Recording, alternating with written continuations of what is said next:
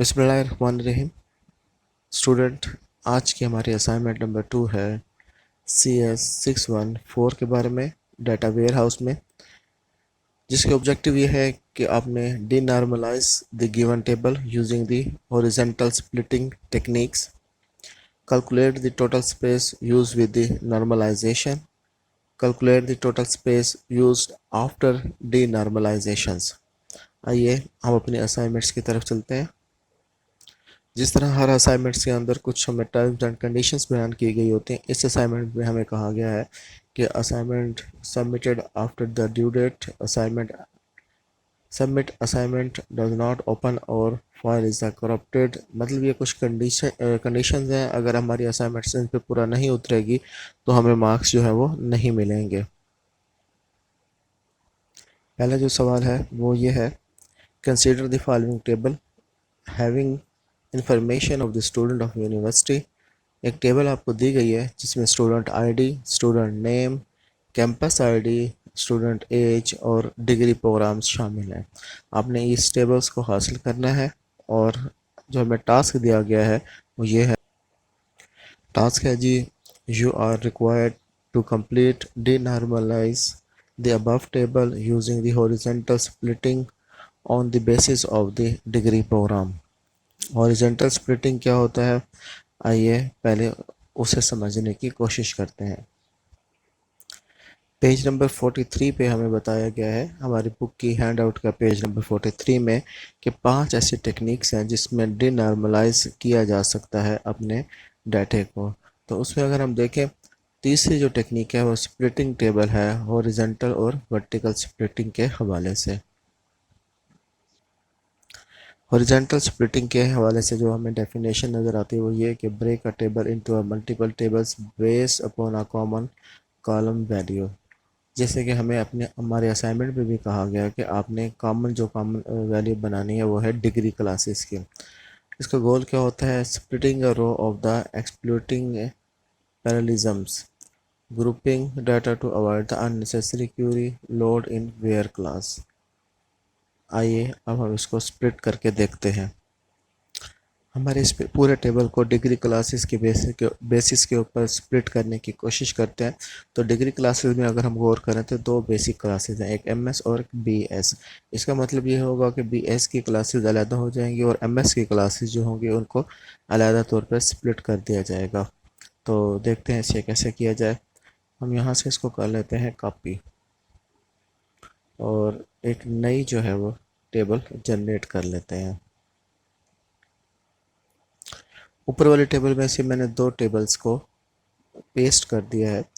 दोनों ये देखें सेम टेबल्स हैं। अब यहाँ से जो मेरे पास BS के होंगे उन्हें मैं डिलीट कर देता हूँ।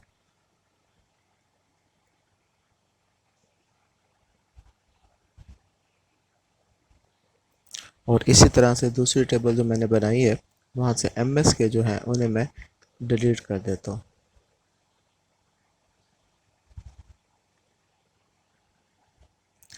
ये हमारे पास रिकॉर्ड जो है वो डिग्री क्लासेस की शेप के अंदर हासिल हो गया। यानी पहले जो टेबल है वो MS के स्टूडेंट्स की है और दूसरी जो टेबल है वो BS के स्टूडेंट्स की है।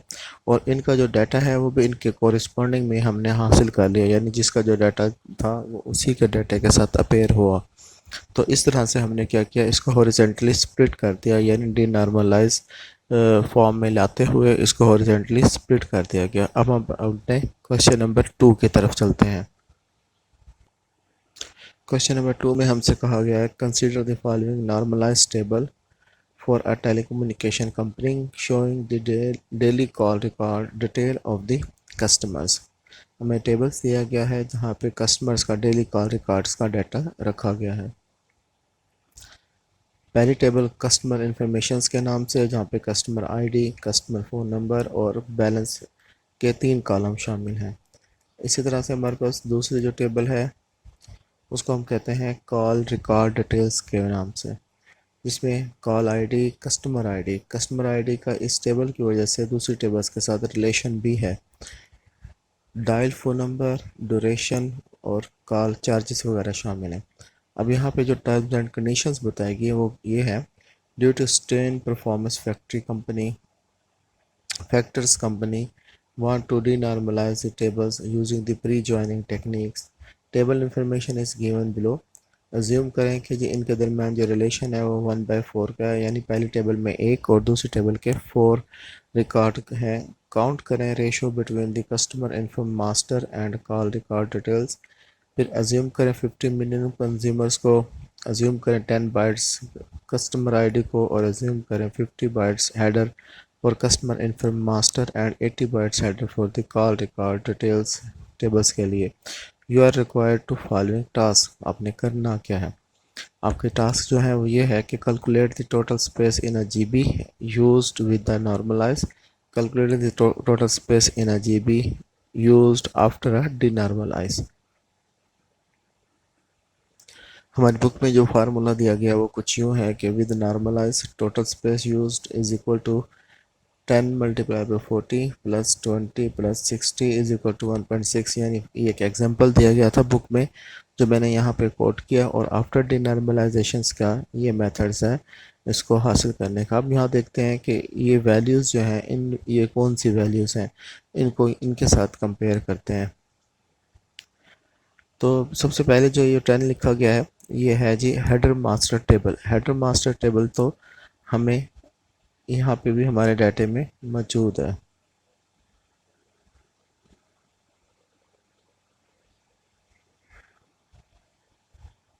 ये है हमारी हेडर मास्टर टेबल, जो कि मास्टर टेबल की इंफॉर्मेशन भी है इसके अंदर और कॉल रिकॉर्ड की डिटेल्स भी मौजूद हैं। यानी ये बता रहा है कि जो 50 बाइट्स जो हैं हेडर्स कस्टमर इंफॉर्मेशन मास्टर से हैं और 80 बाइट्स हेडर वो हैं वो कॉल रिकॉर्ड डिटेल्स में से हैं। इसी तरह सेकंड जो है वो है ये कि मल्टीप्लिकेशन करनी है अपने रिकॉर्ड इन मास्टर टेबल के साथ और फिर जमा कर देना है हेडर ऑफ डिटेल्स टेबल्स को। फिर मल्टीप्लिकेशन है रिकॉर्ड इन डिटेल्स टेबल्स के साथ। हम यहाँ से सारी वैल्यू को अगर अज्यूम कर लें, हासिल कर लें, तो ये बनता है 50 multiply by 15 plus 80 multiply by 60। जब हम इस सारी इक्वेशंस को हल करते हैं, सॉल्व करते हैं, तो जो हमारे पास रिज़ल्ट हासिल होता है वो ये है कि 750 प्लस 4800, इनको प्लस करते हैं तो 5550 हमें रिज़ल्ट हासिल होता है। इसे हम जीबी में कन्वर्ट कर लेते हैं। जीबी में जब कन्वर्ट करते हैं तो ये 5.55 जीबी जो है वो हमें हासिल होता है।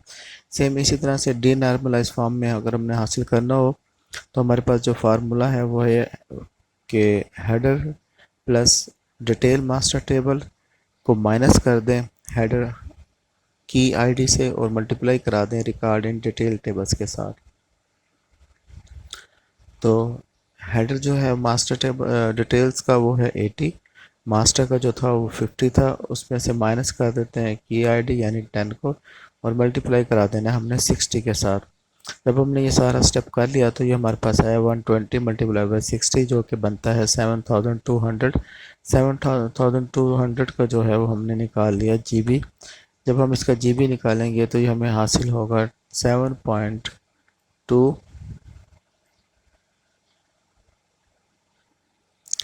ये देखिए हम 7200 को पुट करते हैं तो गीगाबाइट्स में हमें 7.2 प्रोवाइड कर रहा है। इसी तरह से अगर हम 5550 को पुट करते हैं तो हमें 5.55 जीबी जो है वो प्रोवाइड करता है। अब अगर हम अपने एग्जांपल को कोट करें जो कि हमने बुक से हासिल किया है तो उसमें एक और बात भी है। उसमें ये देखिए नेट रिज़ल्ट जो है वो 12.5 addition space require in raw data table size for the database, यानी ये भी निकाला गया है। हम इसे भी यहाँ से हासिल करने की कोशिश करते हैं। उसका मेथड ये है, तरीक़ाकार ये है कि इन दोनों को एक दूसरे से माइनस करना पड़ेगा। जी जनाब, नेट रिज़ल्ट निकालने के लिए 7.2 माइनस 5.5, 7.2 को माइनस करेंगे 5.5 से तो हमें रिज़ल्ट हासिल होगा